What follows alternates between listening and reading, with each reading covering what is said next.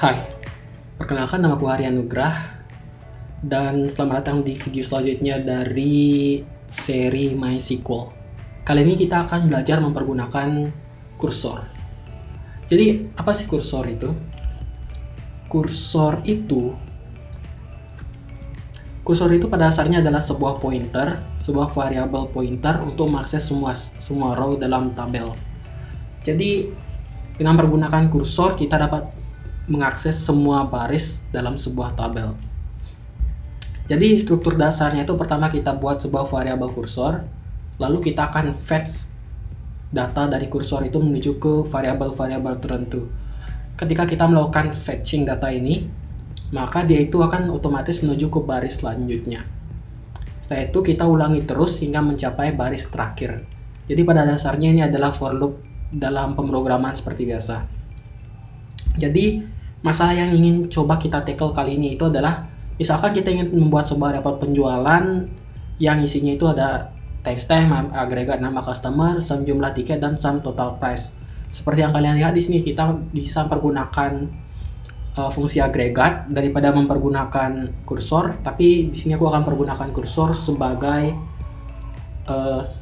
solusinya. Sekalian kita belajar cara mempergunakan kursor. Kita perlu mengakses semua baris dalam sebuah tabel untuk membuat report ini. Dan karena kursor itu terlalu rumit di dunia nyata, aku akan selalu merekomendasikan untuk selalu mencoba mempergunakan fungsi agregat saja. Nah, sekarang kita akan memasukkan reportnya itu ke dalam sebuah tabel baru. Jadi seperti yang kalian lihat di sini kita sudah membuat dua tabel ini. Kita akan membuat sebuah tabel baru yaitu TB report yang berisi timestamp, customer name, total sold, dan total price. Pertama yang kita buat tabel itu terlebih dahulu. Kita akan menggunakan TB di bioskop. Setelah itu kita akan lihat dulu ada tabel apa aja. Oke, masih dua itu aja. Sekarang kita akan membuat tabel TB report dengan pertama timestamp, tipe data, date time. Selanjutnya itu adalah pertama kita perlu ID. ID-nya adalah primary key dan kita gunakan auto increment. Setelah ID kita perlu, aku lupa tipe data. Setelah auto increment kita akan menggunakan timestamp, tipe datanya adalah date time. Setelah itu ada customer names, kita akan menggunakan varchar 255 aja. Sebaiknya kalian pergunakan tipe data teks atau lainnya di database asli. Setelah itu ada total sold, ini adalah integer. Lalu ada total price. Total price ini adalah kita bakalan pakai begin aja. Kita udah menentukan itu semua. Oke, sekarang kita sudah membuat sebuah tabel yang akan menyimpan data report kita. Sekarang yang perlu kita lakukan itu adalah membuat sesuatu yang akan mempergunakan kursor. Ini bisa kita kombinasikan dengan beberapa tutorial sebelumnya. Kalian bisa mengkombinasikannya dengan trigger. Kalian bisa mengkombinasikannya dengan prosedur. Atau kalian bisa menggunakannya secara langsung. Di sini karena aku akan menggunakan prosedur ini, karena aku akan berkali-kali membuat report, maka aku akan mempergunakan store prosedur aja. Jadi pertama yang perlu kulakukan itu adalah membuat prosedur seperti biasa. Jadi delimiter. Setelah itu kita juga perlu membuat create prosedur. Nama prosedurnya terserah kalian. Di sini aku akan pergunakan generate report tanpa parameter. Aku akan begin. Di sini perlu kalian ketahui karena penulisan query untuk kursor ini sangat-sangat rumit. Aku sama sekali tidak merekomendasikan kalian mempergunakan terminal secara langsung seperti ini. Sebaiknya kalian pergunakan interface kayak Psychoyog. Tapi di sini sebuah challenge. Kita akan begin. Pertama kita akan mendeklarasikan beberapa variabel. Pertama kita akan mendeklarasikan variabel v customer. varchar 50. Lalu wah, aku ada tipu. Kita bakalan keluar. Kita akan membuat sebuah prosedur. Kita bikin. Tapi sebelum itu customer.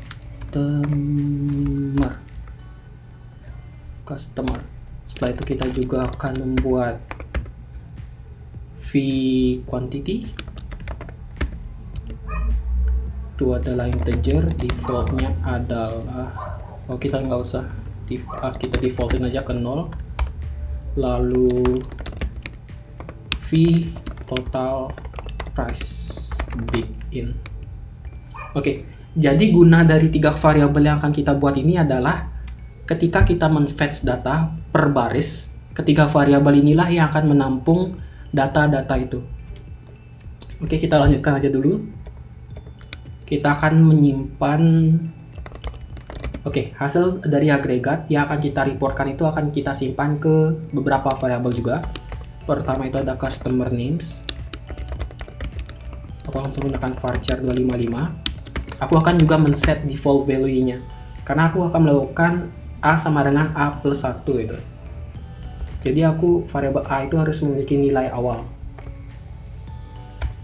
Setelah itu aku juga perlu total sold, jumlah tiket terjual. Aku juga perlu nilai default karena aku akan melakukan total sold sama dengan total sold plus quantity. Setelahnya ada total price. Itu adalah begin integer, default 0. Sama juga total price itu kita sumkan. Lalu kita akan membuat sebuah variabel pendukung yang akan kuberi nama finish. Apa sih guna finish ini? Jadi guna variabel finish ini adalah untuk menentukan apakah kita sudah selesai melakukan perulangan. Di sini ini bakalan kita pakai juga untuk menentukan kalau tabel yang kita cek itu ternyata tidak memiliki data. Jumlah datanya adalah 0. Ini adalah integer. Defaultnya adalah 0. Jadi defaultnya dia adalah false. Selanjutnya kita akan mendeklarasikan sebuah kursor. Untuk membuat kursor, pertama itu kita membuat sebuah variabel seperti biasa. Kursor ini akan kuberi nama baris, satu kursor. Lalu selanjutnya itu adalah sebuah query select yang akan kita gunakan. Jadi yang akan kugunakan itu adalah select customer, quantity, dan juga total price dari TB transaksi. Dari TB transaksi. Oke, di sini itu perlu diperhatikan. Aku menemukan bug, yaitu ketika nama kolom di tabel yang kita cari sama dengan nama variabel tempat kita menampung data fetch itu, dia akan menyebabkan error. Aku nggak tahu penyebabnya, tapi dia bakalan error. Jadi bedakan nama variabel yang menampung dengan nama kolomnya. Aku menambahkan v underscore di sini karena alasan itu. Selanjutnya aku akan menentukan apa yang bakalan terjadi kalau dia itu ternyata jumlah data di dalam tabel itu adalah 0. Jadi kita akan men-set variabel finish ini menjadi 1 atau true. Kita akan mendeclare continue handler for not found set underscore. Jadi kita akan mendeklarasikan sebuah handler ketika data yang ditemukan itu tidak ada. Kita akan men-set underscore finish menjadi true 1. Oke, sekarang masuk ke sintak dari kursor lagi. Kita perlu membuka kursor itu karena ini adalah operasi yang memori intensif. Kita buka baris dan sekarang kita akan melakukan for loop. For loop yang aku maksud ini sama kayak for loop yang ada di bahasa pemrograman seperti biasa, tapi karena sintaknya di MySQL itu agak aneh, ini bakalan susah. Pertama kita perlu label untuk for loopnya. Di sini aku nyebutnya sebagai reporting, ini terserah kalian. Lalu aku akan memberikan dia indentasi sebanyak 2 spasi biar gampang dibaca. Kembali ke kursor, kita akan men-fetch data dari baris menuju ke vCustomer, vQuantity, dan juga vTotalPrice. Kalian perlu memperhatikan urutannya. vCustomer itu adalah customer, vQuantity akan menampung quantity, dan vTotalPrice akan menampung total price. Ketika kita memanggil fungsi fetch, dia akan menuju ke baris selanjutnya. Jika sebelumnya adalah baris 0, dia akan menuju ke baris pertama, yaitu data pertama. Dan akan memanggil datanya dan menampungnya ke variabel view_score ini. Oke, kita sudah men-fetch-nya. Lalu bagaimana jika ternyata ternyata tabel itu kosong? Jika data itu kosong, maka variabel finish ini adalah 1. Yang perlu kita lakukan itu adalah keluar dari perulangan reporting ini. Kita akan pergunakan if statement untuk itu. Sekarang kita perlu kita melakukan agregasi ke dalam 3 variabel ini yang akan kita masukkan ke dalam tabel report. Jadi kita set customer names. Kita akan pergunakan fungsi built-in concat vCustomer. Kita akan pisahkan dengan tanda koma spasi underscore customer names titik koma. Jadi yang bakalan formatnya itu bakalan nama 1, spasi, nama 2, spasi, nama 3, spasi, dan seterusnya. Selanjutnya itu adalah total sold. Kita akan men-set total sold menjadi underscore total sold plus vQuantity. Oke, jadi di sini kelihatan kenapa aku men-set nilai default kepada variabel-variabel ini, yaitu karena aku akan melakukan agregasi kayak gini. Kalau ini pada awalnya adalah 0 diberikan angka lain, dia bakalan tetap jadi 0, yaitu nilainya nggak valid. Kalau dia nilai awalnya itu adalah kosong atau 0, setelah ditambahkan maka 0 plus 3 itu akan jadi 3. Fungsi identitas. Setelahnya itu yang terakhir itu ada total price. Total price itu sama dengan total price ditambah dengan vTotal price. Oke, selanjutnya kita bakalan keluar dari perulangan ini. Untuk keluar dari perulangan, sintak yang kita gunakan itu adalah end loop, nama dari perulangan. Setelah kita keluar dari perulangan, karena kita nggak make lagi kursor itu, sebaiknya kita menutupnya. Kenapa? Karena sekali lagi dia itu memory intensive. Setelah kita menutup ini, yang terakhir perlu kita lakukan itu adalah melakukan sesuatu terhadap data yang sudah kita agregasikan. Misalkan di sini aku akan masukkannya ke dalam TB report di kolom timestamp, customer names, total sold, dan juga total price. Oke, total price. Dan value yang akan gunakan itu adalah yang pertama, timestamp itu aku akan pergunakan fungsi built-in dari MySQL, yaitu current timestamp. Current timestamp ini akan mengembalikan nilai dari waktu ketika query ini berjalan. Lalu customer names dan total sold dan juga total price. Customer name, total sold, sama total price ini adalah yang kita lakukan agregasi sebelumnya. Setelah itu udah nggak ada, kita bakalan selesai. Ada error. Total price from near select customer quantity.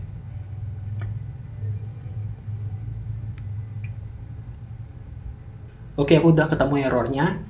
Seperti yang katakan tadi, sebaiknya kalian membuat query ini di interface, karena kalau kalian pergunakan terminal, ketika kalian menekan tombol atas, bakalan jadi berantakan kayak gini.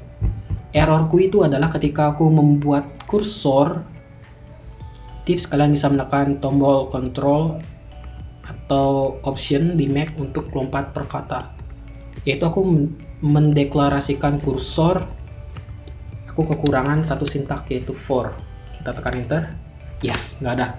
Sekarang kita perlu, kita kembalikan delimiternya menjadi titik koma, dan kita bakalan mempergunakan prosedur itu. Tapi sebelum itu kita bakalan cek TB report kosong. Kita akan memanggil generate report. Call generate transform function tbdbscore.concat content does not exist. Oke, kita perlu melakukan perbaikan lagi, dan itu karena aku tipu. Pertama kita perlu mendrop prosedurnya. Generate report. Oke, lalu kita perbaiki.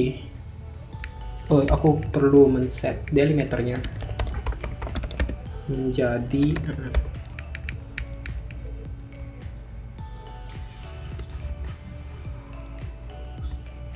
concat. Oke, kita kembalikan delimiternya menjadi titik koma.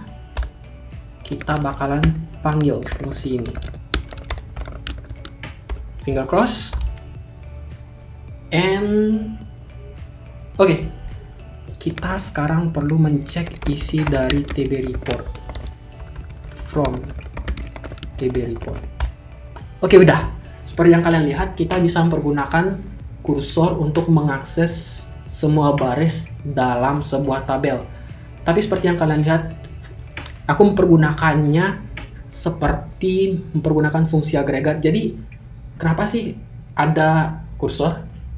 Jadi kalian bisa mempergunakan kursor untuk melakukan logic yang lebih rumit daripada mempergunakan fungsi agregat. Jadi misalkan kalian ingin mengconcat semua customer names, tapi kalian membuat sebuah logic, yaitu di dalam if statement itu kalian mengecualikan semua orang yang nama awalnya itu dimulai dengan huruf A misalkan, atau misalkan dengan huruf L. Itu tidak bisa dilakukan, melakukan pengecualian di dalam fungsi agregat yang rumit, itu tidak bisa dilakukan. Jadi kita bisa melakukannya dengan menggunakan kursor ini. Jadi sekian penggunaan kursor. Selanjutnya kita akan melakukan replikasi master ke slave dan juga master ke master. And without further ado, thank you for watching and bye bye.